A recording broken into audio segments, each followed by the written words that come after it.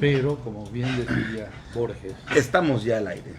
nada se construye sobre la roca, todo sobre la Salud arena. por el placer de estar aquí. Por el gusto de tenerlos aquí. En su Salud a casa. ustedes. Salud. No sabía que me estaban viendo, ¿eh? Ya nos están viendo, Salud. ¿cómo no? Decía, nada se construye sobre la roca, Nada se construye sobre la roca, todo efectivamente. sobre la arena. Pero hay que construir como si fuese roca la arena. Y eso es lo que no hemos hecho. ¿Y? Un muy buen mensaje para las nuevas generaciones, sobre todo. ¿Qué tal? Muy buenas tardes. Estamos en Playa del Carmen, municipio de Solidaridad. Para las viejas generaciones, pues sin duda alguna, No muy viejas, ¿eh? No te vendemos. ya es un hombre muy conocido. No, está. Fue el tercer gobernador constitucional, si no me Tercer equivoco, gobernador, de sí. Quintana Roo, tercer gobernador constitucional. Un hombre querido y respetado, y que a mis 45 años de vida, don Tomás, usted no me va a dejar mentir, al menos en lo que se refiere a mi memoria, es el gobernador que nunca robó. De los que pasan a esa historia precisamente por su honradez, por sus legados en obra, creador de la Universidad de Quintana Roo. Un gobernador que, pues bueno, vamos a platicar con él varias de las cosas que no les tengo que decir yo nada más, que tendrá que contarlas él también. Yo lo admiro, lo aprecio muchísimo, lo he tratado muy poco. Y por ende también es que tengo un gran honor y una gran admiración el poder estar aquí en su casa. Gracias, doctor Miguel Borges Martín, tercer gobernador constitucional, gracias por recibirnos en su casa. Encantado, encantado. Y por supuesto el principal anfitrión de este programa, el doctor Tomás Contreras Castillo. Oh, pues buenas tardes, hoy de verdad es de fiesta. Estar con el doctor Borges es de fiesta. Creo que es el doctor Borges hoy toda una figura que evoca sabiduría y que necesitamos que exprese, ¿sí?, su opinión acerca de la historia de este estado. Hay que sacar la historia del estado, hacerla visible para que los nuevos gobernantes aprendan sobre la base de lo que estaba diciendo al principio el doctor. Hay que construir en la arena, pero como si fuera roca. Y no vas a construir como si fuera roca si desconoces la historia. Buenas tardes, doctor. Buenas tardes, Tomás. Jonathan, ya los había saludado. Sí, hay que conocer la historia y hay que, como siempre se ha dicho, echarle muchas ganas. Es decir, vulgo dicho, echarle ganas es tener una mística muy firme, una creencia en la grandeza de este estado, creer en la grandeza de Quintana Roo y trabajar en esa dirección, orientar el esfuerzo en la dirección que nos impone la grandeza de Quintana Roo. Y eso tiene muchos significados, obviamente comenzando con los filosóficos, pero también muchos significados operativos, ya de la parte operativa de gobierno, del trabajo diario, de manera tal que uno haga o trate de hacer de la mejor manera posible, y esa es la regla de oro, lo que le toque hacer. Yo decía siempre, la regla de oro es esa, que cada quien haga lo que tiene que hacer y que lo haga de la mejor manera posible. Y es una muy buena alegoría. ¿Qué le tocó hacer a usted? Bueno, yo estaba en el camino, como Tomás decía antes de entrar al aire, en la plática previa, que todo se estaba construyendo. Estábamos todavía en las cercanías de la creación del estado de Quintana Roo, que había sido una aspiración, yo la recuerdo de adolescente. La aspiración se le llamaba del autogobierno. no se le llamaba del Estado libre y soberano, se llamaba la aspiración de autogobernarnos. Porque la etapa de territorio fue otra cosa. Y los que tuvimos oportunidad de vivirla, que fue mi caso, gracias a Dios, yo soy una persona que tiene creencias y soy religioso. No absurdo, pero religioso. Y cuando íbamos a Palacio de Gobierno, así el gobernador fue una bellísima persona. Me tocaron varios que eran bellísimas personas y otros que no lo eran tanto también. ¿Sí? Te sentías como extraño por un tiempo. Más cuando estabas en el Palacio de Gobierno Chetumal, que es emblemático, es el centro del poder de la entidad, ¿no? Claro. Entonces la aspiración del autogobierno era muy grande. Yo la recuerdo, decía, desde adolescente. Y esa mística se nos impregnó a todos los de esas épocas. Viene el cambio a Estado y todos le echamos los kilos, todos le echamos las ganas, nuestro conocimiento, nuestro esfuerzo, ¿sí? Nuestro reto, todo lo que teníamos que hacer para sacar adelante a ese joven Quintana Roo que estaba construyendo sus estructuras institucionales. Sus instituciones ya existían en otros lados, pero uno tiene que hacer las cosas como las va viviendo. Y aquí tuvimos esa gran fortuna de ir creando instituciones porque la necesidad, porque los hechos nos imponían, ¿verdad?, crear esas instituciones para que sirvieran, para que fuesen útiles a la colectividad.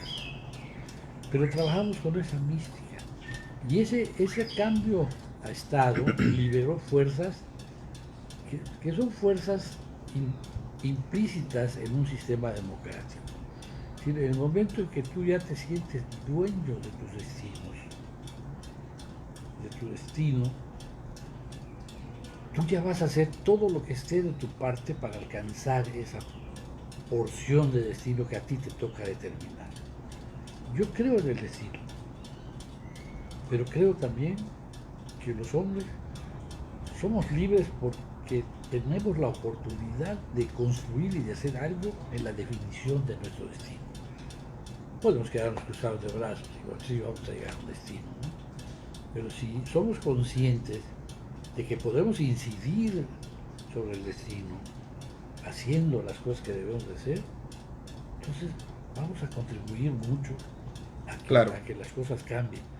Y la otra, evidentemente, las relaciones humanas, las relaciones personales, las amistades, entonces cuenta el que nos conocíamos mucho, la geografía humana. Sí, la población era pequeña prácticamente. Relativamente pequeña y la geografía humana la teníamos aquí en la mano, la conocíamos muy bien, a Juan, Pedro, a Rodolfo, a Arturo, a Luisa. Ahora que habló de democracia, ¿cómo era la oposición, doctor, en el gobierno del doctor Borges? No había, prácticamente no había. Pero lo poco que había, yo fui el candidato de la oposición cuando él fue el candidato del PRI. Sí, sí. No, sí había, pero vamos, como que el PRI no dejaba nada que desear. Claro, O sea, así es. como que las cosas Eran- se hacían, se cumplían, ¿sí? Era la homogeneidad del prismo, ¿no? Que abarcaba todos los espacios, todos los Sí, niveles, Era omnipresente. omnipresente. sí, todavía, yo lo sigo diciendo a la fecha, creo que no hay proclama más hermosa desde el punto de vista político y social. Creo que no hay proclama más hermosa que la de democracia y justicia social. Pero sin embargo, Tiene unos enormes contenidos. Es un contenido, pero sin embargo fue precisamente Pero- en el final de su gobierno en el que la oposición estuvo a punto de ganar. En Cancún, No, todavía no. con el Pachazo. No, eso no me Si no tocó. se hubiera dado el Pachazo. No me tocó a mí. Con el Pachazo, No. Sí, porque es cuando Mario Villanueva y Cardín eran candidatos. Pero Y yo él fue al final del gobierno del doctor. Pero yo estuve muy al margen de todo. No, claro, Sí, digo, sí. me refiero que la oposición se hizo sentir con un candidato que realmente tenía posibilidades de ganar. Y de ahí surgió el Pachazo. ¿No es así? ¿O Pero me equivoco? Tengo Sí. entendido que hubo manejo. Pero el manejo hubo precisamente por el nivel riesgo de perder la elección, el nivel PRI. central y las cosas cambiaron, ¿no? Yo creo mucho en la democracia, Sin duda. creo mucho, mucho en la democracia, ¿no? Y creo que el gran dilema de México es centralismo o democracia. Ese es nuestro gran dilema en el país. Porque tuvimos... La practicó dentro del PRI.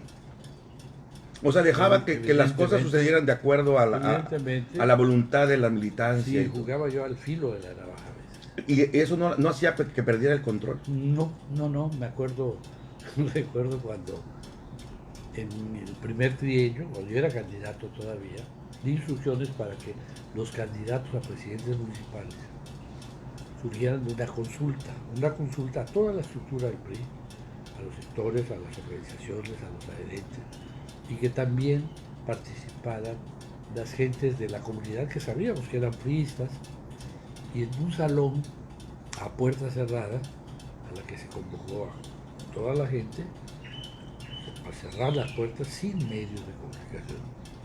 En un salón a puerta cerrada, le dije al delegado, les vas a explicar a todos que de ahí va a salir el candidato a presidente municipal.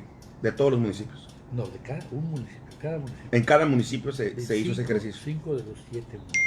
Que en Cancún fue cuando fue Pepe Cancún, no. González. Ahí yo metí la mano. Ahí sí. Y en los hombres blancos yo también la metí con Pepe Asensio, que pasa. Con Pepe Asensio, ¿cómo no? Ah, Pero en los otros 5, excepto Cozumel, donde ahorita les digo, yo marqué un poco el proceso, siendo de Cozumel, ¿no?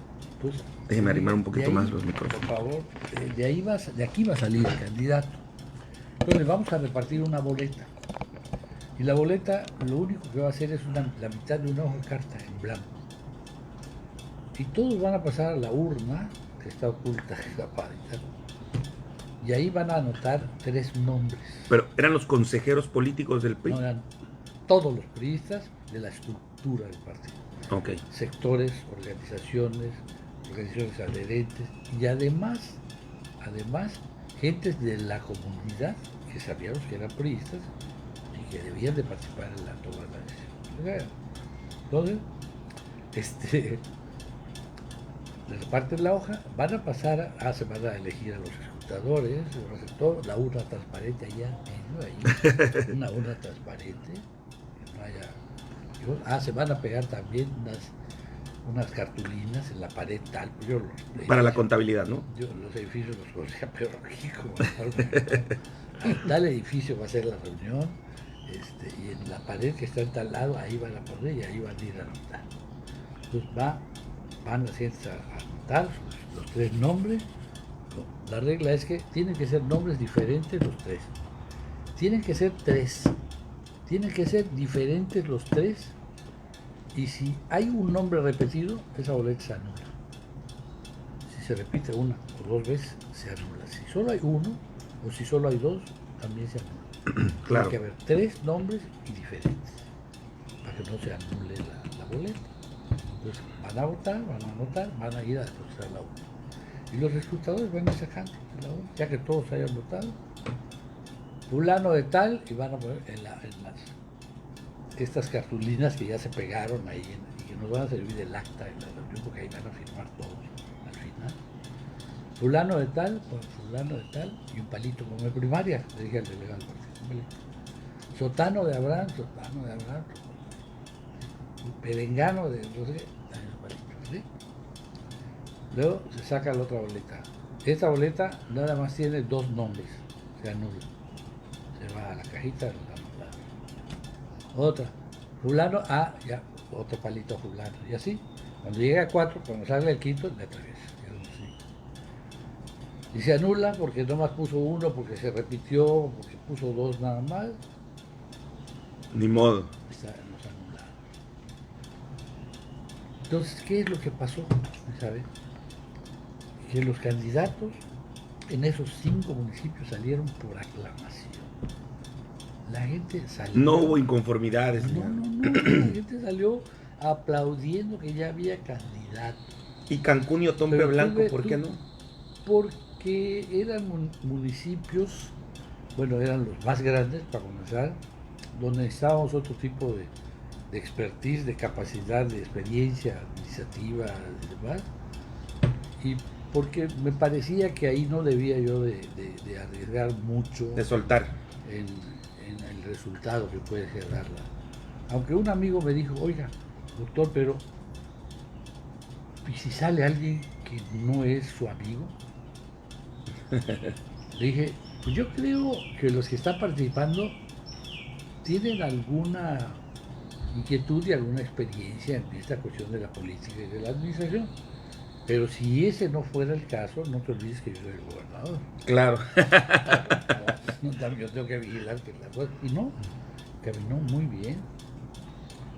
Solo en Cozumel puse 5 nombres para que de allí escogieran 3. Fue la única variante, vamos. Yo al presidente de la Madrid, con él me tocó platicar del asunto, le dije, hice que votaran el consciente, el inconsciente y el subconsciente.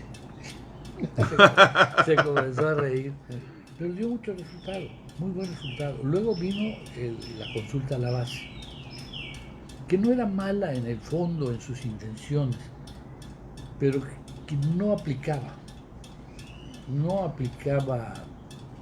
debidamente para seleccionar un candidato.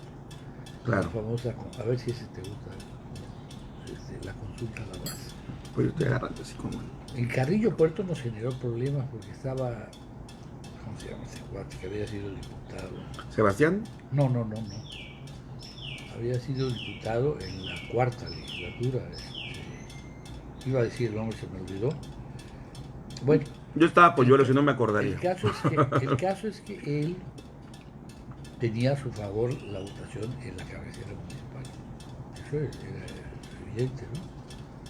Pero Eladio Ucllam tenía la votación a favor de todos los demás y parte de Carrillo, aunque Carrillo no era mayoritario, la cabecera. Y el error estuvo en el conteo, porque se comienzan a dar a conocer los resultados de la votación como van llegando los resultados de las urnas, las actas ya firmadas por todos los representantes. Y resulta que pues, las primeras urnas que llegan a la contabilidad con sus actas y todo, pues son de la cabecera. Claro. Y entonces Arana Tun comienza así, arriba, y Ullame, así, no Ullame, Ullame Sebastián. Ay, lo estoy viendo, un nombre muy buen nombre. ¿Quién ahorita será? lo recuerdo. Bueno, el caso es que esto está bajísimo. Pero después se acaba el conteo de las urnas de la cabecera y eso sigue creciendo. Y la versión posterior, porque gana el candidato del PRI, no del PAN, fue que se había metido mano negra en el conteo. No es cierto, no lo hubo. Yo desde mi elección como gobernador dije, nadie me toca los resultados. Quiero saber cómo estamos en el Estado, cómo está el PRI en el Estado, que nadie me toque. Nunca, porque el PRI a nivel nacional tenía otras reglas. Yo nunca pude saber cuál fue el porcentaje. Yo sé que gané con un porcentaje que estimado era como, Pero bueno, era como del 80%, pero nunca supe dónde tuve menos votos y dónde. No lo pude saber porque el sistema obligaba a entregar unas cuentas. Y antes de que yo metiera las manos, las cuentas ya estaban entregadas. Vale. Sí. Perdón, ¿eh? Yo creo que esta plática nos está dejando claro, uno, el doctor Borge gobierna Quintana Roo cuando todavía era vigente el estado de la posguerra, el estado de bienestar, bajo la óptica de lo que entendíamos como la Revolución Mexicana. Y Inspirado por inspirado por ello, y eso fue generando una clase política que se iba haciendo cada día más diversa, pero que partía de un hecho, la necesidad de buscar una identidad, de creer en el Estado, porque si no, no era posible avanzar. Eso que dice Tomás, eso que estás diciendo es muy importante, ¿eh? Sí. Ojalá yo lo retome, no se me olvide. Sí. Entonces, ahí está ahí está la riqueza del gobierno del doctor Borge, que parte de la búsqueda intensa de la identidad, ¿sí? Sin esa no se hubiese podido hacer gran cosa. Claro. Y otra cosa, un estado joven en donde la decisión es que cada quien haga lo que le toca hacer. Hoy eso lo entendemos como humildad, ¿no? Sí. Porque la humildad no es poner cara así de buena gente, sino que cada quien haga lo que le toca hacer y que lo haga bien. Pero eso solamente se logra si el proceso de identidad colectiva está avanzado. Si no, no lo haces, ¿no? Entonces me parece que eso marca el sentido del gobierno del doctor Borges. Y decía hace un momento, es muy cierto. Yo tuve esa visión, así como la estás mencionando, de que había que fortalecer la identidad. Porque Cancún, en aquel momento, estaba creciendo y seguía creciendo. La gente llegaba. ¿Qué le preocupaba a la gente que llegaba a Cancún? En primera instancia, el lugar donde iba a vivir. Y tal vez su calle. O inicialmente sus vecinos, los de su calle. O alguno por allá. Pero pasando el tiempo, a esa persona le iba a ir interesando qué pasaba en el bloque de manzanas cercanas a su domicilio. Después tal vez a su colonia, o a su región, a su municipio, a los municipios colindantes, a los lejanos, y al final al Estado. Hay una jerarquización de problemas, es que la supervivencia así lo dicta. No es que el hombre sea bueno o sea malo, no es que Claro. tenga interés o no tenga interés, hay tiempos para que las cosas vayan madurando y se vayan expresando en realidades, ¿sí? Entonces yo decía Cancún, no me pinten a Cancún como un vaso medio vacío, no, es un vaso medio lleno. Pero de ahí viene un poco la inspiración también que llega a tener Miguel Borges, de darle un impulso fuerte, bueno, en la medida de los recursos, porque recuerden que aquellos tiempos me tocó una inflación terrible que Sí, claro, claro. genera un desgaste presupuestal brutal, hay que vivirlo. Me tocó el huracán Gilberto y después del Gilberto, pero sobre todo el Gilberto. Pero también con la entrada de de Carlos Salinas de Gortari, también entraron programas muy buenos para Quintana Roo, ¿no? Digo, porque le tocó esa transición entre un gobierno de Miguel de la Madrid con un gobierno distinto. Año y medio con Miguel de la Madrid. Con Carlos Salinas de Gortari. Que entró con todo. Hay que decir, Jonathan, que desde esa época, desde esos tiempos, nada más que a mí me tocó el peor de los tiempos, ayudaba mucho la condición que existía a nivel nacional de que la programación presupuestación estaba apenas, no diría yo en cero, pero estaba en ciernes, o sea, ya había una estructura, pero todavía no se perfeccionaba. Okay.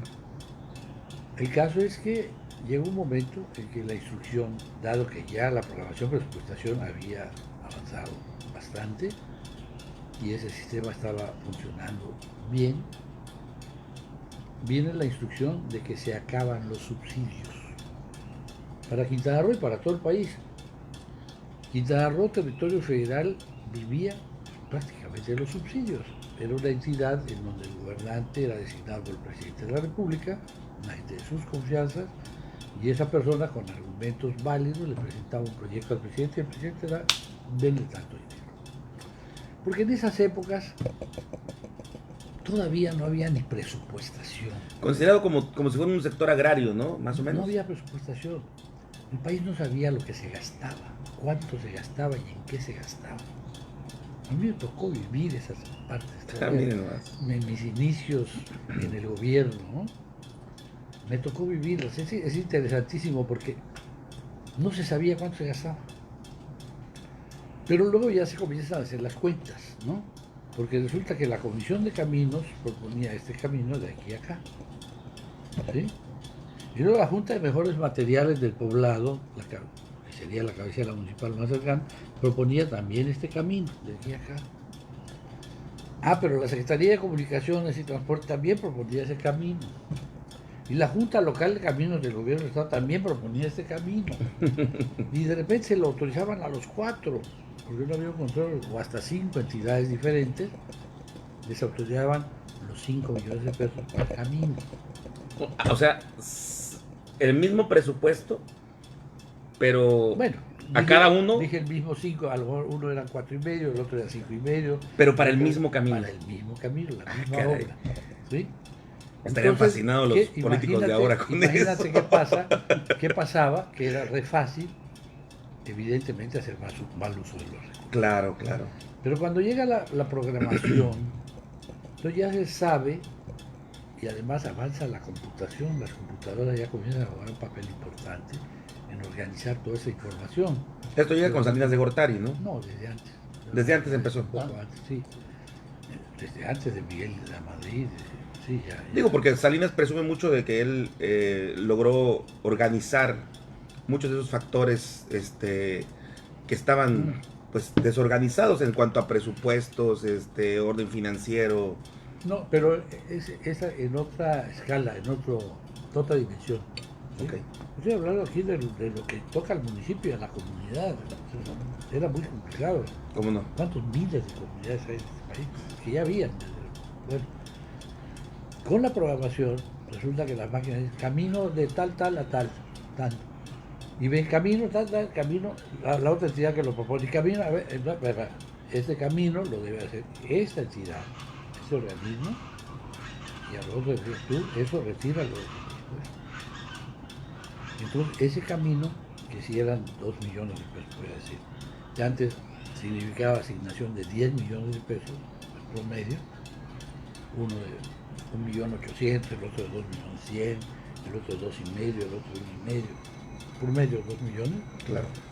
sería más barato. Entonces la programación Hecho un poquito viene, más. bueno, ¿qué le voy a hacer si estamos aquí con amigos? No puedo decir que no. ¿Usted está bien, doctor? Sí, yo bien. Entonces, la programación viene a ahorrarle recursos al país, a poner un poco de orden en la ejecución del gasto. Entonces, avanza la programación, presupuestación, que no había presupuestación, bien programación, presupuestación, y lo que venía ya era la evaluación sobre las metas que se querían alcanzar y la retroalimentación para ver no se alcanzó por qué. ¿Sí? Vamos a ver que se alcance. Porque en el gobierno, y aquí lo digo porque yo trabajé sobre ese tema para mi tesis de doctorado, sobre la eficacia de las decisiones públicas. Se dice, se ha trabajado con eficiencia, sí, pero no. Necesitamos eficacia, aunque nos salga más cara. ¿Sí? La eficiencia, si puedes lograr tus resultados con eficiencia, que mejor. Ahorrando lo más posible, que bueno. Pero, ¿de qué te sirve? Porque además es un error decir que fue eficiente si no llegó a donde quería llegar. Claro. ¿Sí? La eficiencia solo tiene sentido cuando se logra el objetivo que se perseguía. Pero aquí este año fue un año eficiente para la compañía, o para la empresa, o para la dirección, o para la secretaría. No. Claro, Además, claro. luego te encuentras secretarías que le sobraba dinero. Oiga, Pero y- no es negocio. No vamos a capitalizar ese dinero en fondos de inversión. Y volviendo a la democracia y a la política electoral. No Sí, adelante. me acuerdo por qué me fui hasta este nivel de detalle, pero nos íbamos ya en ese camino de organizar muy bien todo lo que hacíamos, ¿no? Pero esto estaba impulsado por una fuerza oculta, una fuerza inmaterial que nos empujaba a hacer las cosas. La democracia liberó muchas energías, diríamos en estos Claro, tiempos, claro. la energía creativa, la liberó la democracia. Sí, había muchas energías. Gente, yo tenía una maestría. Cuando andaba en la campaña del licenciado Martínez Ross, en camiones de revilas, poniendo pasacalles, ¿sí? Poniendo pendones, poniendo espectaculares, ¿no? Ahí íbamos todos, no yo, así andábamos, ¿no? Claro. tenía una maestría en ciencias, tenía una mención en el Premio Nacional de Economía, y así andábamos. Pero ahora, no, o sea, como que generacionalmente se dio un brinco que no debió de haberse dado. Sí, porque tú tienes que ir madurando. No hay escuela para la política, que debiera de haberla. Es lo que venimos platicando, ¿verdad? Que debiera de haberla, sea del partido que sea. La política se convirtió en una empresa. La política se convirtió en negocio. Negocios. Entonces todos quieren entrar al negocio. No, ahí había otros intereses. Le platicaba con Jonathan eso, que hemos vivido una etapa un tanto oscura, cuando en 1989 se firma el consenso de Washington y dicen baja el papel de los estados y sube el papel del mercado como regulador. A partir de allá también bajó el nivel de los políticos. Los políticos en la época del doctor Borges estaban en el PRI, estaban dominando, estaban gobernando, pero tenían que darse baños de pueblo. A partir de 1989 ya no era necesario. Ya ibas a la universidad y te volvían CEO, Tomás, gerente. Tomás, te voy a decir algo. Decía siempre se ha dicho que el poder que no se usa se desgasta. Y yo a esa expresión le agregué otra línea que dice que cuando se usa mucho se desprestia. Sin duda. Y creo que eso nos pasó dentro del PRI, a los priistas. Que siendo el partido un partido con una proclama tan envolvente, tan completa como la de democracia y justicia social, abusamos. Oiga, Abusamos la mayoría de los... del cargo, de la contundencia, porque ganábamos las elecciones, las ganábamos, ¿sí? Hasta X años las ganábamos. La mayoría de los políticos, en una opinión obviamente de café, o de los corrillos, como se dice también en argot, dicen que esta transición se dio precisamente entre el gobierno de Carlos Salinas de Gortari y de Ernesto Zedillo Ponce de León, en donde se deja a un lado el oficio y se empieza a construir políticos empresariales. ¿Usted qué opina de eso? Yo creo, tal vez voy a decir lo mismo con otras palabras, en otra orientación, en otro sentido. Yo creo que el sentimiento por la política lo debes traer aquí. La Sí. sangre, la piel, en todos lados. Sí, el bálsamo popular. A lo que se le llama oficio. No solo lo debes tomar durante la campaña. A ti te debe doler tu país, tu estado y tu gente y tu país. Porque también esto es como el vecino que le importaba no su casita y la otra. De te va a importar tu país. De te va a importar otras cosas, ¿no?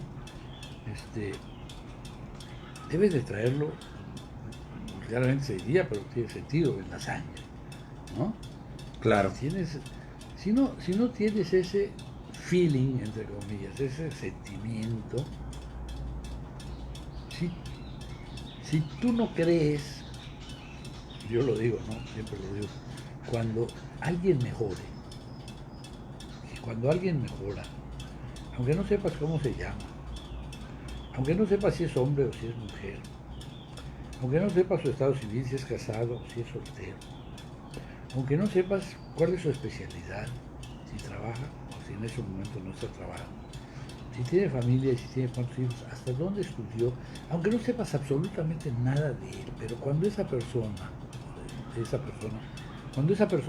mejora, aunque yo no sepa quién es, yo no sepa nada de él, todos mejoramos un poco. Y al revés es lo mismo, cuando esa persona empeora su situación, se deteriora su situación familiar, social, económicamente, en todos los sentidos, todos empeoramos. Es en los dos sentidos, ¿no? Claro. Entonces tenemos que ser conscientes, pero a flor de piel. No porque lo racionalizamos y lo escribimos a lo mejor en un artículo muy bonito, o lo decimos en un muy buen discurso, sino porque lo sentimos. Los políticos de la actualidad, tú lo decías, han tomado la política como un negocio. Hoy la política es un negocio.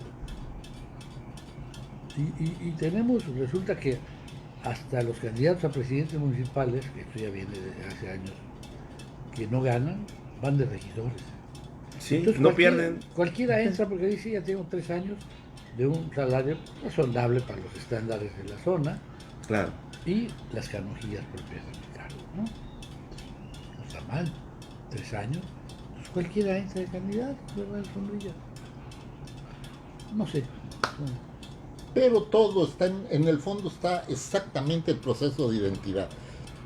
¿Y quién te da ese proceso? No hablé de eso. Claro. Sigue. ¿Y quién te impulsa el proceso de identidad?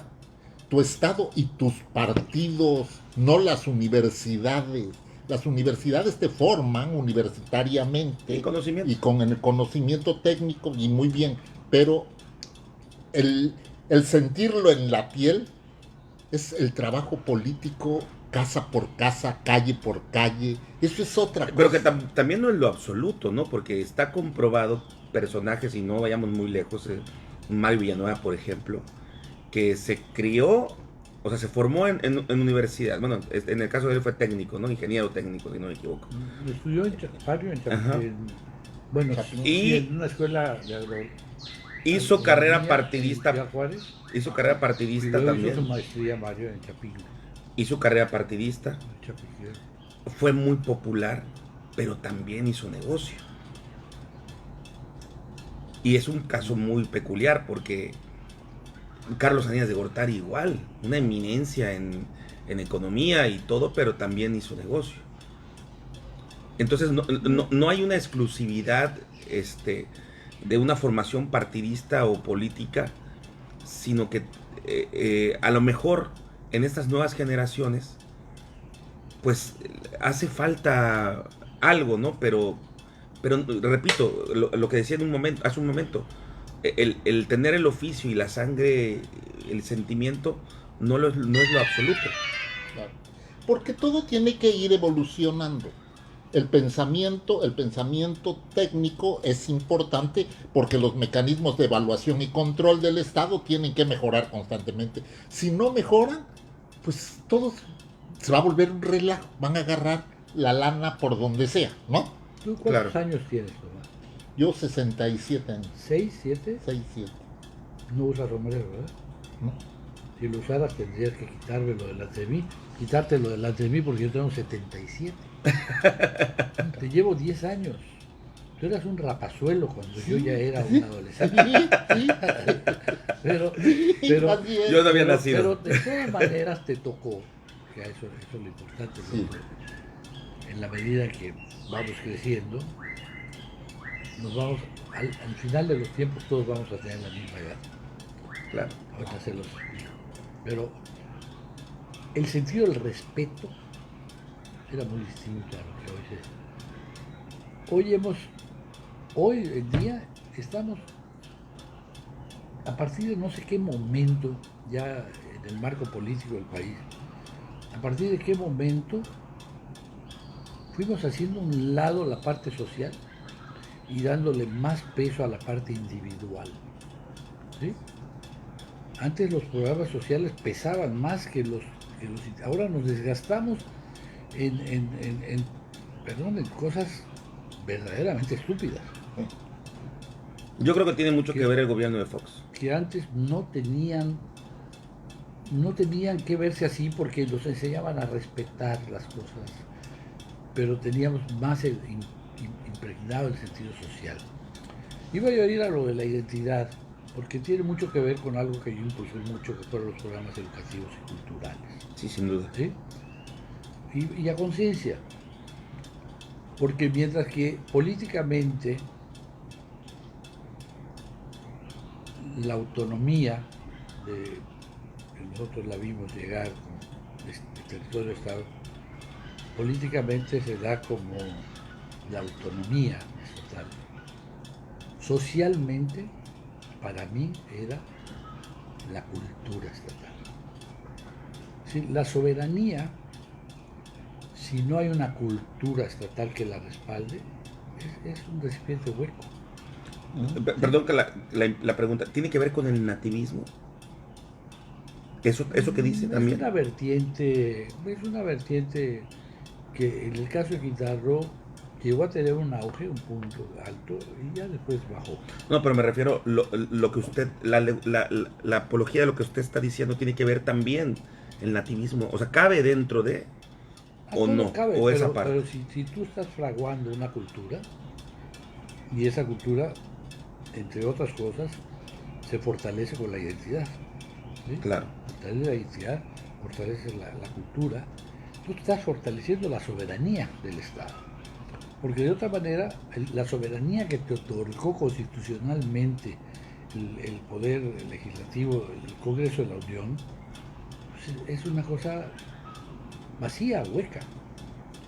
Entonces aquí teníamos que hacer el trabajo de fortalecer la soberanía, fortaleciendo todo lo que fortaleciera la cultura, o sea, apoyando y dándole muy duro a todo aquello que fortaleciera la identidad y la cultura.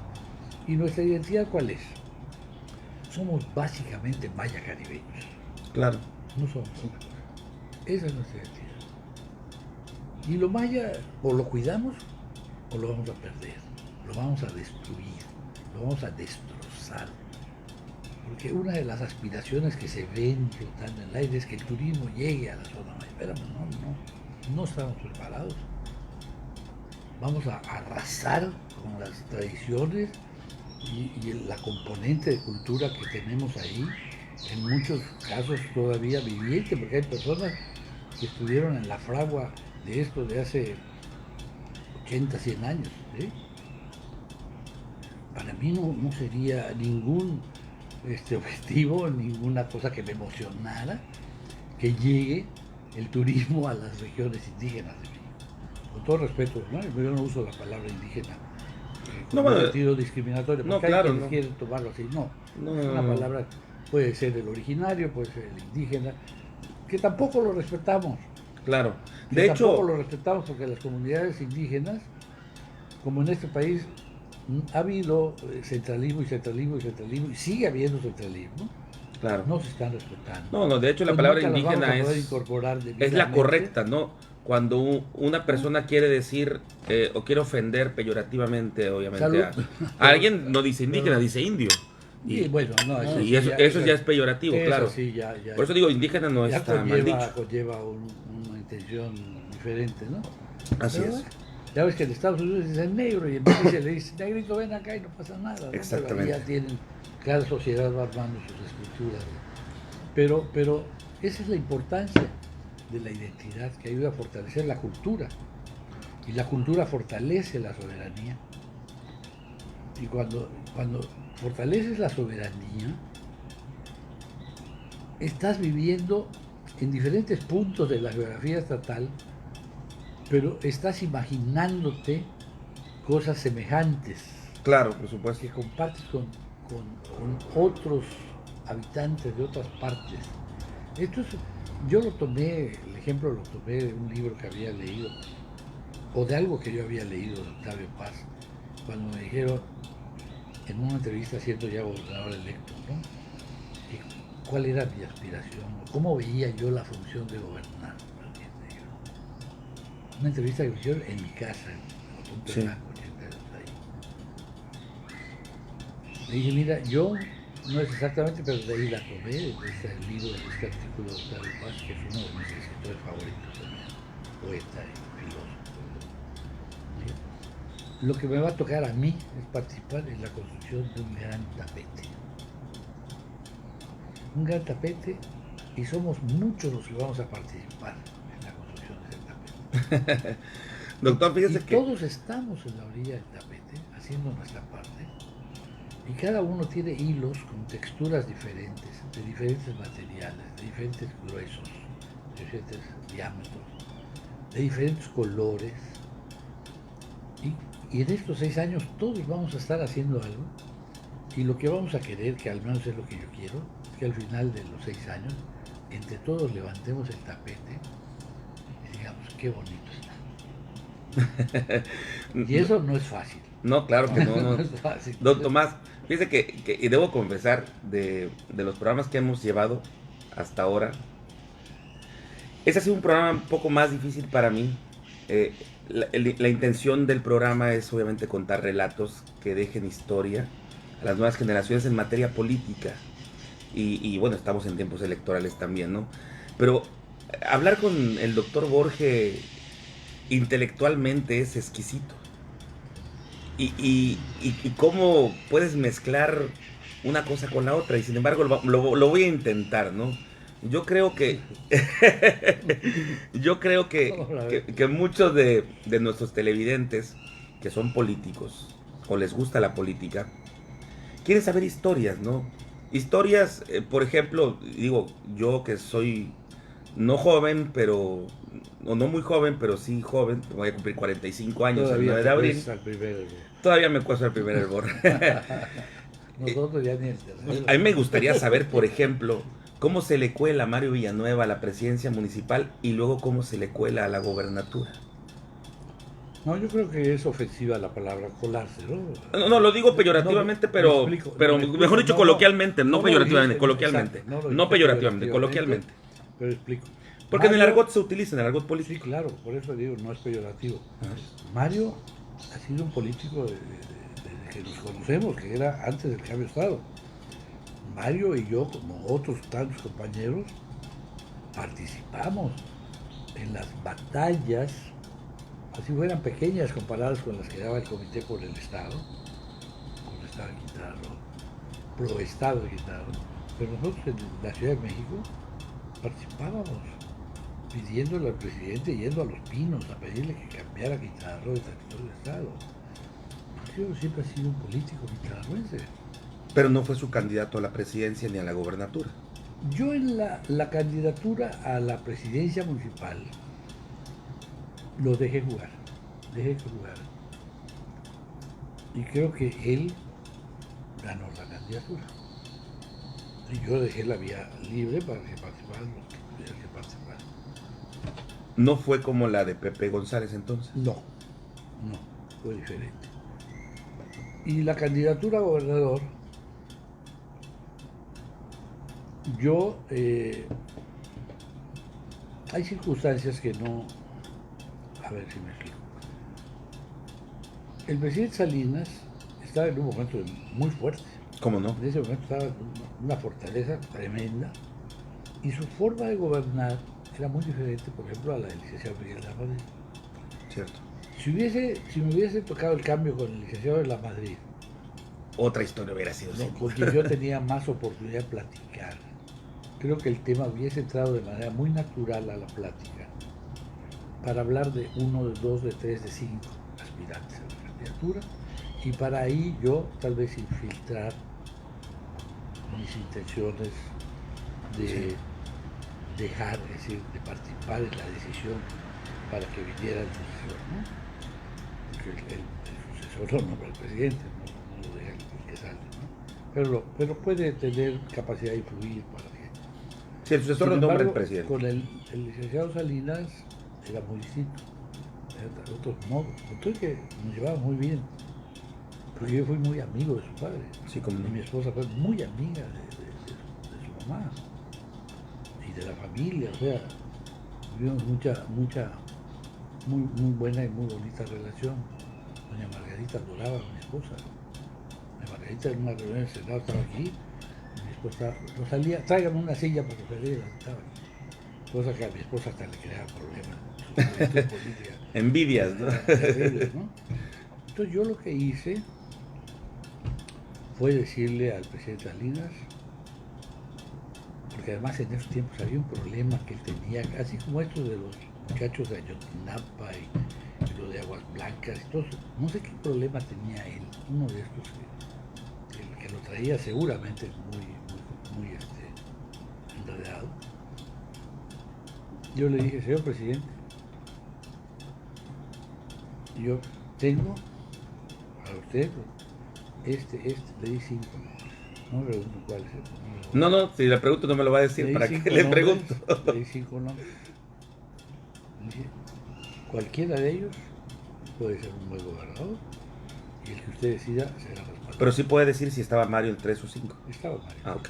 Claro. Y el que salga, el que usted decida, tendrá todo mi respaldo. Para decirle a usted su problema, siga con su problema. Esto yo lo voy a apoyar a usted, lo que usted decida. Claro. ¿Sí? Así fue. Decidió, cuando él decidió, tomó la decisión, yo me enteré, le hablé y le dije, señor presidente, reitero, despreocúpese del candidato, aquí va a tener todo mi apoyo.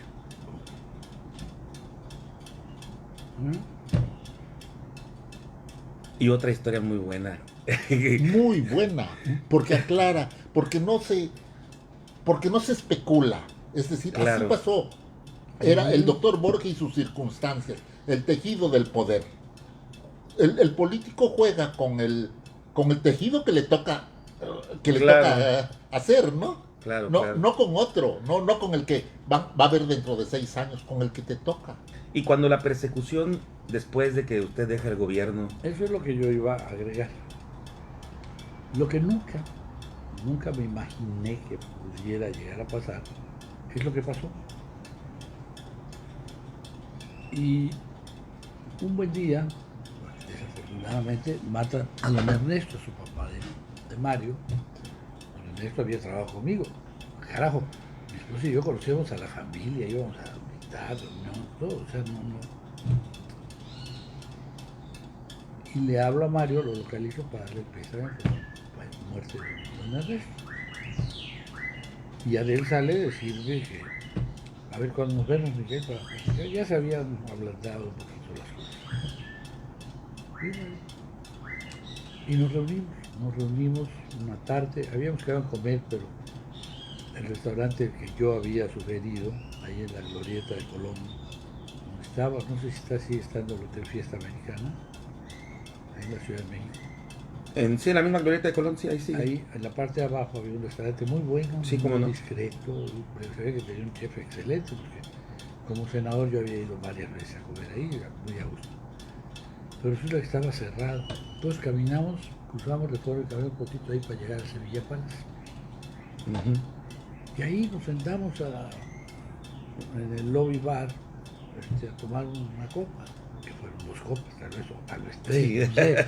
no sé. Se olvida uno de esto de las copas, que uno no le da importancia, como decía, luego se olvida. El caso es que ahí estábamos platicando de esto y del otro, de aquí para allá. Ya era un mes como de octubre, porque platicamos un poco de los riesgos de volar, me acuerdo muy bien. Octubre es un mes donde ya las nubes comienzan a ser aborregadas, y los riesgos de navegar, de volar son menores, ya no hay tantos riesgos de volar. Claro, claro. Pero estaba volando mucho y en fin, hasta que hubo un momento que le dije, oye Mario, yo tengo que decirte algo porque si no pecaría por no decírtelo. Y es que no entiendo absolutamente nada de lo que ha pasado, de lo que está pasando y de lo que ha pasado. Te voy a decir por qué no lo entiendo. ¿Okay? Es un poco largo, ¿no? Pero no lo entiendo porque cuando yo salgo candidato, te invito a ti para que seas candidato a diputado. Que tú me dijiste que no podías porque estabas en la posibilidad de ser secretario general de la CNC. Y dije, no, pues es una muy buena posición. Qué bueno. Lástima, porque yo quería que tú fueses diputado y el líder del Congreso.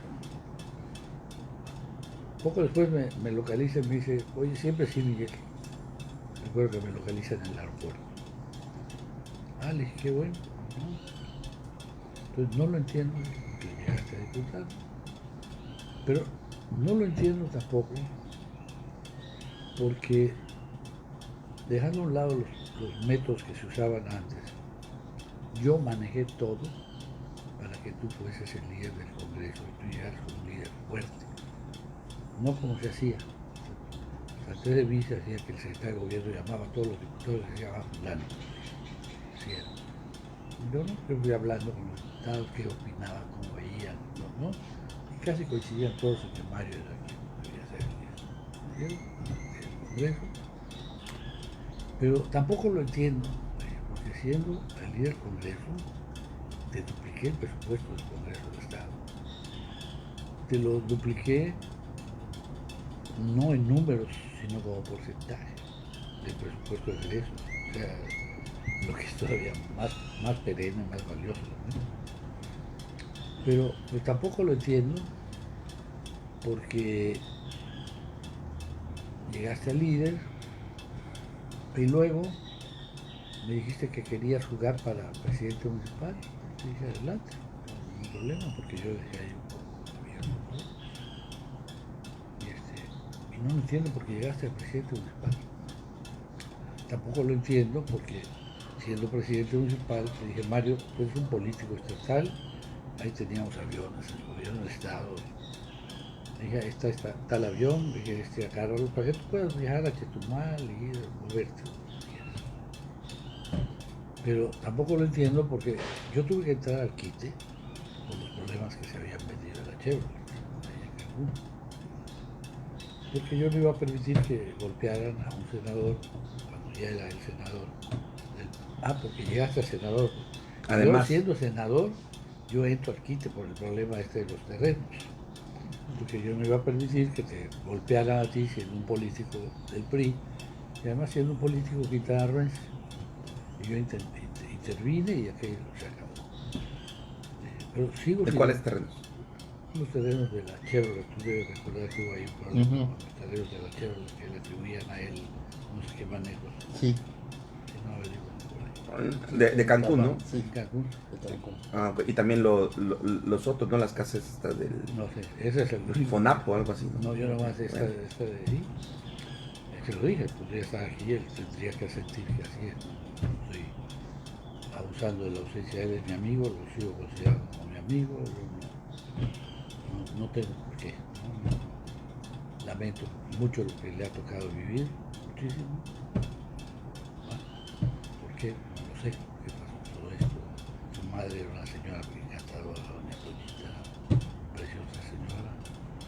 No la pudo acompañar a su lecho de muerte. En fin, todas las vicisitudes por las que le pasaban no se las deseaba a nadie. El caso es que le dije, y llegaste a gobernador, yo no metí los dedos ahí, el gobernador tiene derecho a vetar. Y eso cuando no se hace que el presidente piense por ti. Pero el carácter político del presidente salía de la en lo político, ¿no? Claro. En otras cosas, no.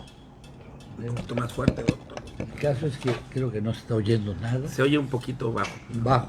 Tú lo estás escuchando. Entonces, le dije, bueno, llegaste a gobernador. No lo entiendo porque ya siendo gobernador electo, eso fue un gran tramo de la plática con él.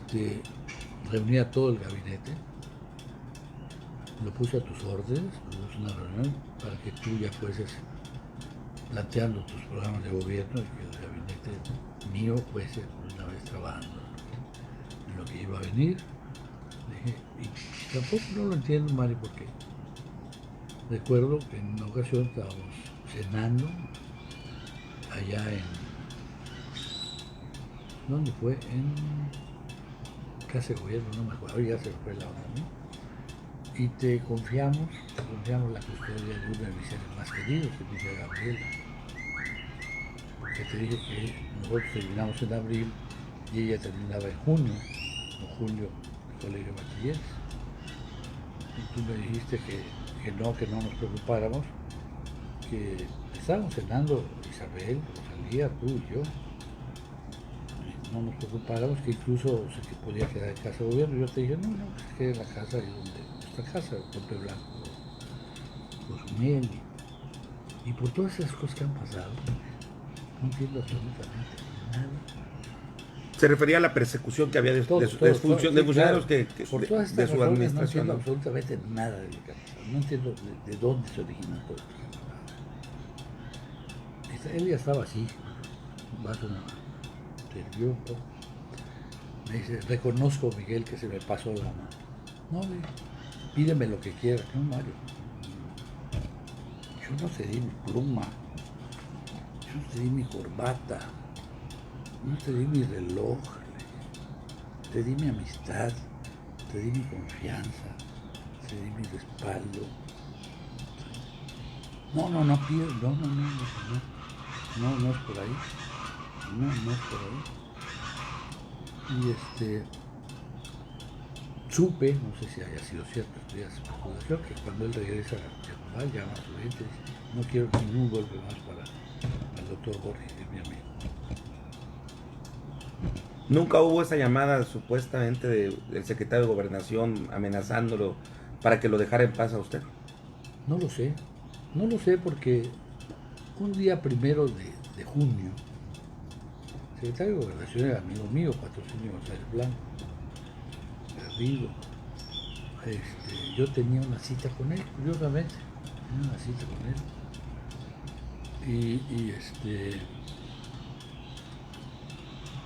que recuerdo muy bien porque de la cita anterior que yo había tenido, me dijo, nos vemos tal día, comandante, por decirlo, me decía, por lo de Borges, por lo de comandante, tu tocayo Borges en Nicaragua, que dijo, sacó conclusión que no éramos parientes, que él no era pariente de los papas. Sí, salud por eso. Salud. Entonces, Salud. Llegué a verlo.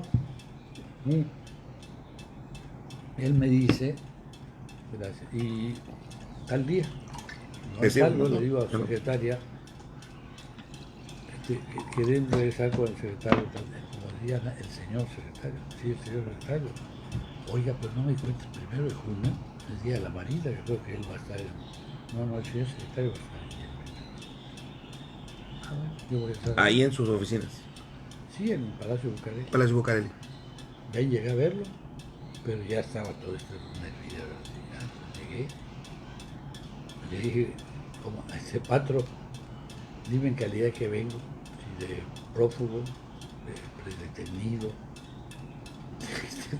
Le dije ahí, dime, ¿qué te pasa, comandante? Pues, ¿cómo que me pasa? Estás pasando todo esto en Guitarro. En ese momento él agarra la red y comienza a hablar y nadie sabía nada. Y comienza a dar instrucciones a su gente. O sea, en México desconocían lo que estaba La Secretaría de sucediendo. Gobernación no sabía qué estaba pasando. Qué terrible. Y entonces él comienza a dar instrucciones. Hasta dónde llegaron las instrucciones. Ahí sí Ya no supo. Pero muy interesante porque es esta parte en donde Quintana Roo se empieza a visibilizar dentro de la federación. Todavía hay partes en donde el Estado mexicano no le da la misma atención que el resto de los estados, imagínate. Oiga, doctor, pero... Pasaban fenómenos que podían no ser valorados. Doctor Tomás, pero ¿cómo es la vida, no? Porque le sucedió lo mismo a él con Hendrix. Sí. Lo mismito. Lo mismo. Él le puso a Hendrix todo y a la mera hora también le pasó igual. Hizo lo mismo. Sí. Le tocó lo mismo que él hizo, más bien. Son ironías de la vida, ¿no? Es karma. Es karma, como se le dice comúnmente. Sí. Sí. Y sucede muy seguido en la política. Sí, en la política sucede muy seguido. Incluso cuando tú te comportas de la manera más prudente, como fue el comportamiento del doctor Borges durante su mandato. Un gobernante prudente, todo un caballero, ¿sí? Sí. Te podías dar el lujo de no coincidir en algún tema con él y no pasaba nada. Yo lo sugería cuando empezamos el programa, nomás que como que el doctor no se atreve a decirlo y lo comprendo perfectamente, ¿no? Esa transición entre el gobierno de Miguel de la Madrid y Carlos Salinas de Gortari no le ayudó al doctor Borges a continuar con ese sistema que él tenía, que lograba que Quintana Roo estuviera pacífico, ¿no? Porque el político es el político y sus circunstancias. Y sus circunstancias con el licenciado de la Madrid eran diferentes a las circunstancias que tuvo después. Los intereses se mueven de otra manera, se cristalizan las cosas. ¿Sí? Pero además, antes de terminar el programa, qué curioso, el doctor Borge, al no vetar a Mario Villanueva, cambió la historia de Quintana Roo, porque si lo hubiera vetado hubiera sido distinto. Pero no solo eso, fíjese, el doctor Borge compitió internamente en Solidaridad en Playa del Carmen por la presidencia municipal. Joaquín Hendrix ya como gobernador lo iba a ser presidente municipal. Gabriel Mendicuti, que era entonces presidente municipal, quería a Román Quián. Y entra un tercero en discordia, que es precisamente el actual gobernador, Carlos Joaquín González. Si Hendrix hubiera hecho valer su fuerza de gobernador y hubiera impuesto al doctor Borge, otra sería la historia de Quintana Roo también. Y la mía. Bueno, Sí, claro, por sí, supuesto. claro. Pero hablamos de Yo Quintana estoy Roo. muy contento con la mía. Estoy muy contento. Algunas cosas iban a pasar, obviamente algunas cosas iban a pasar diferentes. No, iba a cambiar todo. Pero estoy muy contento con mi historia. Estoy muy contento. Sí. Aquí en esta mesa, sentado, llegó un momento. Mira, Román Quián tenía, no me acuerdo, pero era del orden de 35% preferencia. Sí, porque había sido secretario del ayuntamiento con Mendicuti. 38%. Las encuestas mías, las que yo mandaba. Yo tenía como 15 puntos. Ahí me sacaba más del doble. Yo tenía 15 puntos. Arriba, No, de preferencia. de preferencia. Ah, ok. 15, el 30 y pico. Y Carlos Joaquín tenía 13, 12. Sí, es real, no sin maquillaje, sin nada, no quería hacer maquillaje. Pero como bien me dijo mi hijo un día aquí, me dice, padre, the force is not with you.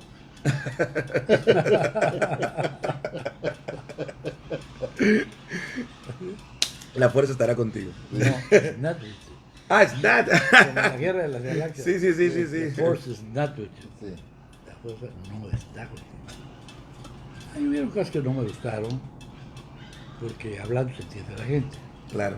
Y hubieron cosas que no me gustó como se dice que se dijeron.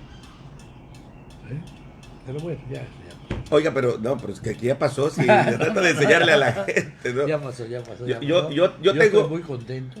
sin duda, y además tienen... Vivo feliz y entiendo que la felicidad no es un chorro de agua que abre y ¿no? Claro, A veces sale no. una gota, a veces sale un chorrito de agua, a veces sale Y mucha vitalidad además, ¿no? Oiga, yo para último, yo se lo tengo que preguntar, y ya si no lo quiere contestar, lo respeto, Me abstengo, por favor. of course. Pero yo estoy seguro que sí lo puede contar, porque además es una anécdota interesante, ¿no? En la campaña de Mauricio Góngora y Carlos Joaquín, surgió de pronto una carta de usted Sí. contra Carlos Joaquín precisamente, que a la postre se supo que no fue usted el que la grosera escribió. y muy rastrera.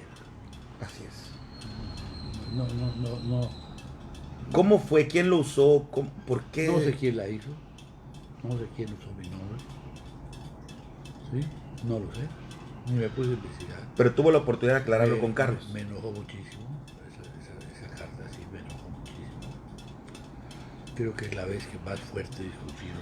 Pues nunca discutí fuerte con mi sobrino, nunca. Mi cariño siempre era. Y él para mí su cariño también, la relación tío-sobrino.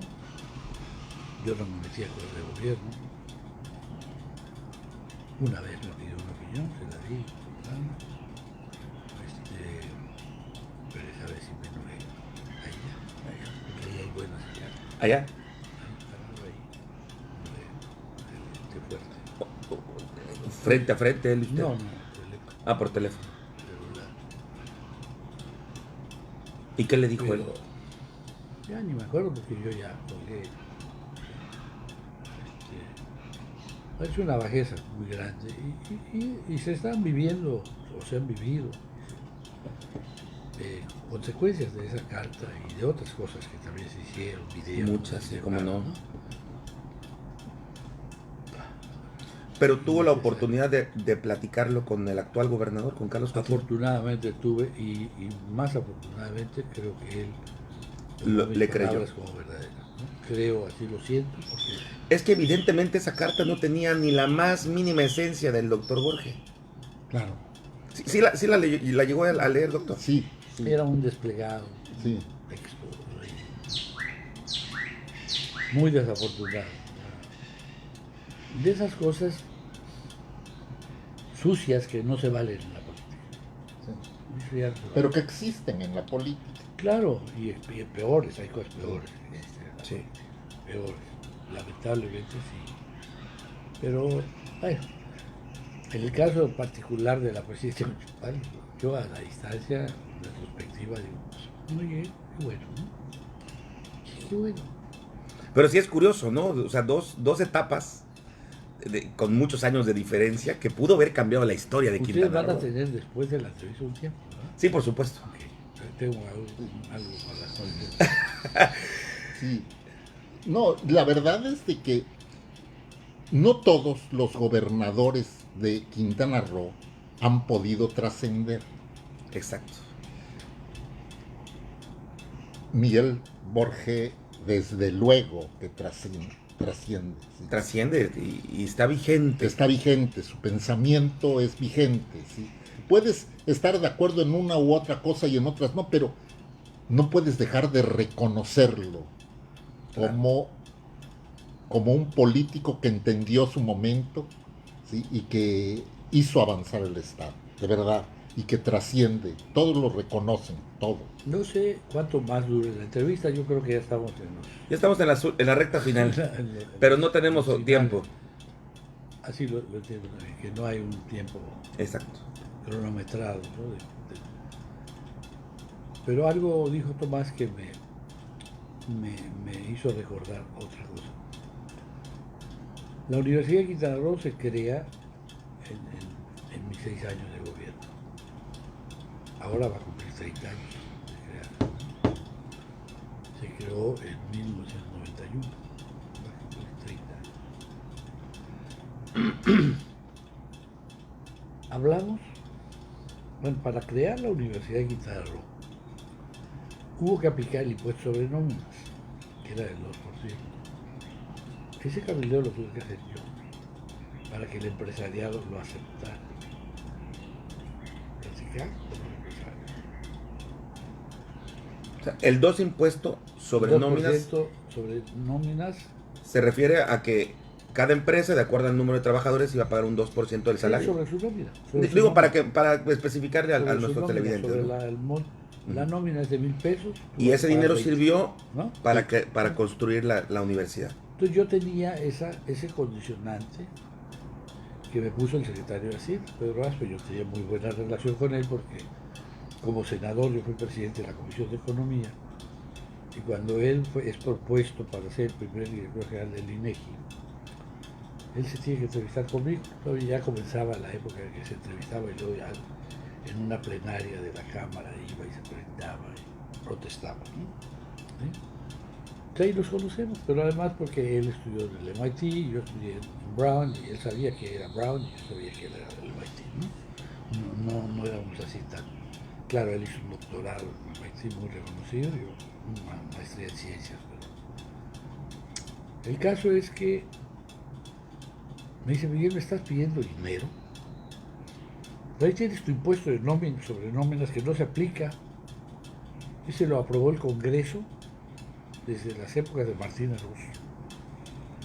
Lo aprobó el Congreso, pero no se aplicó.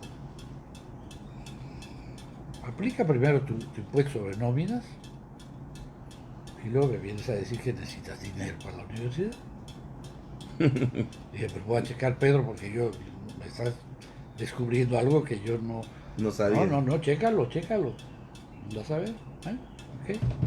Efectivamente, estaba aprobado y comienzo a cabildear. El 2% del impuesto sobre nóminas, 60% de ese importe, de ese total, era para la universidad. Era para la universidad, incluyendo un fondo de becas importantísimo, que es algo doloroso para mí que se hubiese destruido, porque esto iba a abrir oportunidades a cualquier muchacho valioso, sin importar su condición económica familiar. La universidad lo iba a agarrar y lo iba a meter. ¿Sí? No solamente se cancelaron otras cosas, ese fondo de becas se canceló y fue para mí muy grave. El caso es que hoy el 2% equivaldría, como ahora es el 3%, en vez del 60% del total, equivaldría al 40%. Más el 40%, otro equivalente al 40% que daría la federación. Entonces la universidad tendría del orden de 2.700 millones de pesos al año de presupuesto, cuando apenas llega a los 400 millones. Nos estamos haciendo bolas, sí, eso siempre nos hacemos bolas, de los proyectos para el sur y de qué vamos a hacer. Cuando el proyecto más importante de este estado está sentado en el sur, aunque ya tiene ramales en Cozumel, en Playa del Carmen, En Cancún, que es la universidad. Si a esa universidad se le han dejado, no se le ha despojado del patrimonio que yo le asigné, si a esa universidad se le ha dejado ese dinero que tenía cuando yo la creé, yo siempre he pensado que lo bueno cuesta, ¿sí? Hoy Quintana Roo sería diferente.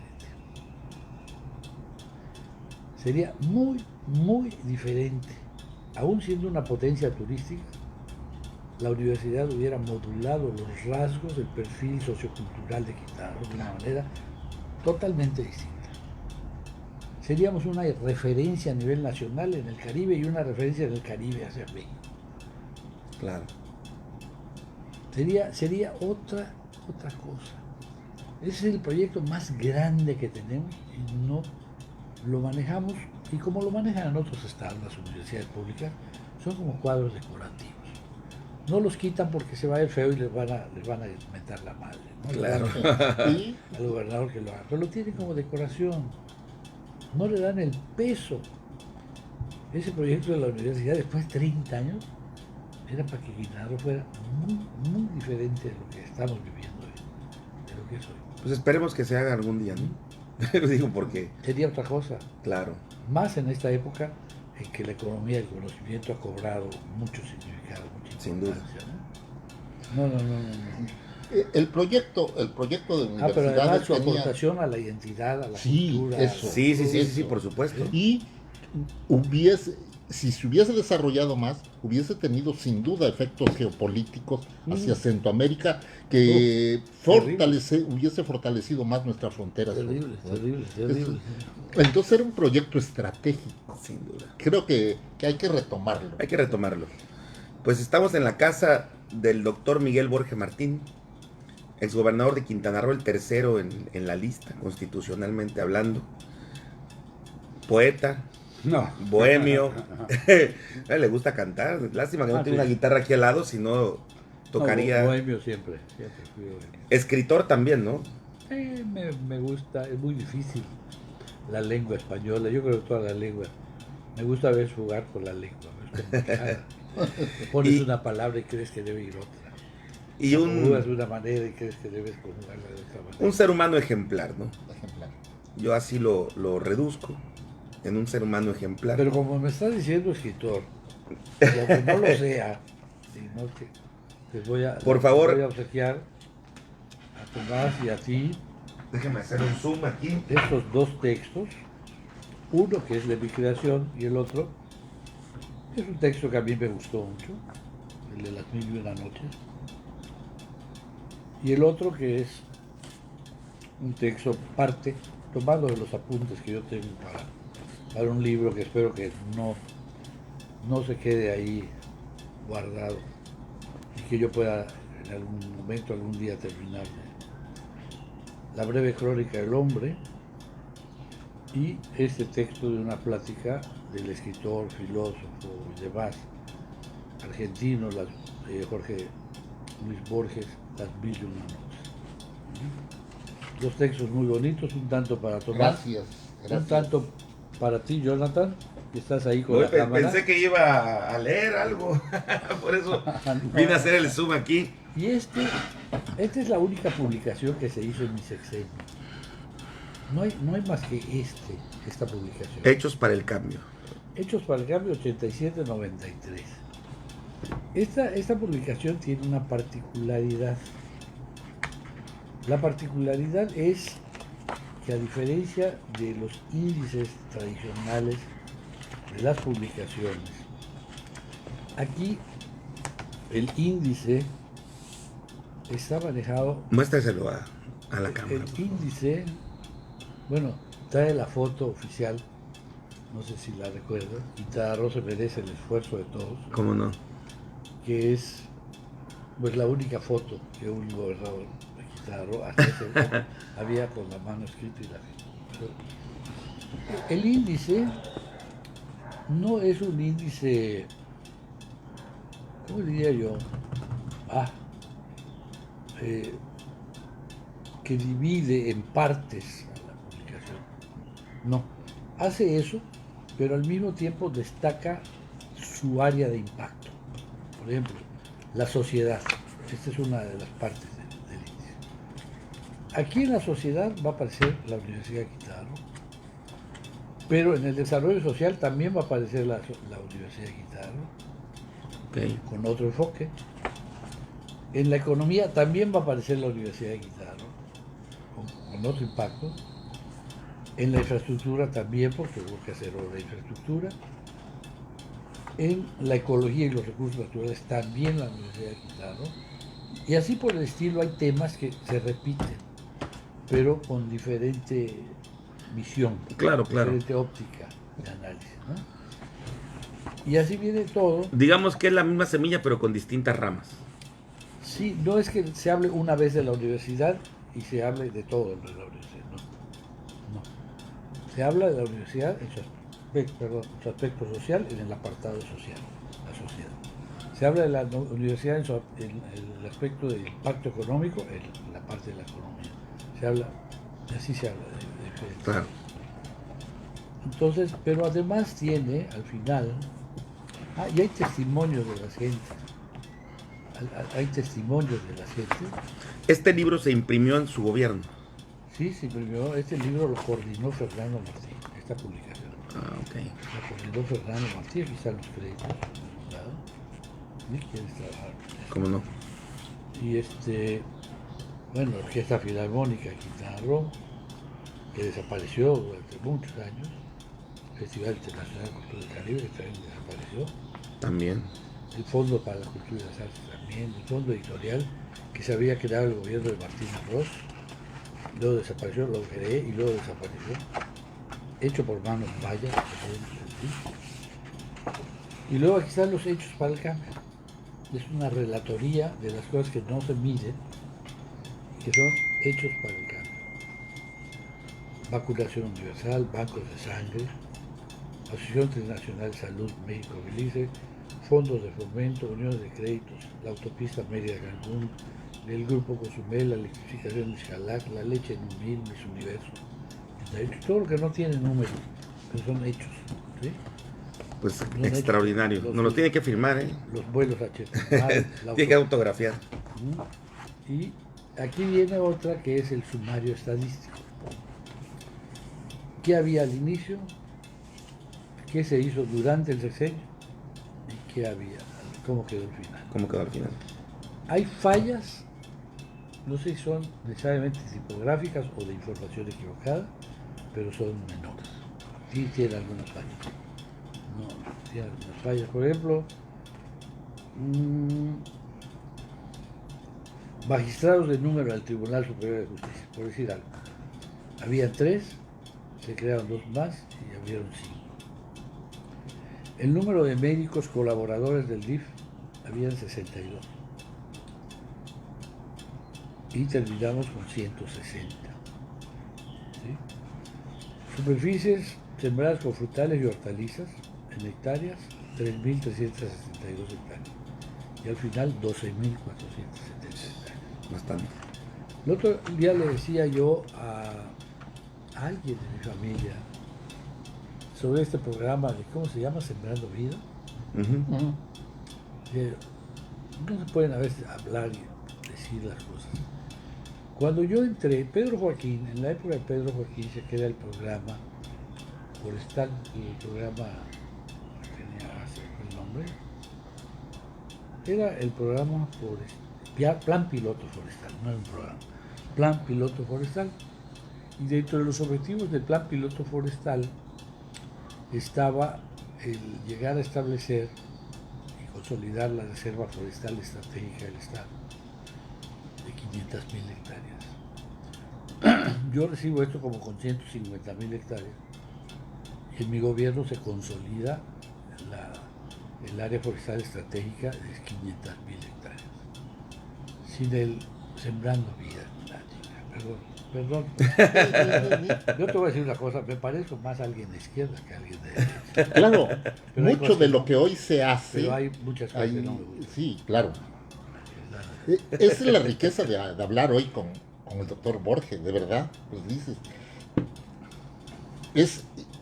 es muy importante ir deshilando la historia de Quintana Roo, la historia política, ¿no?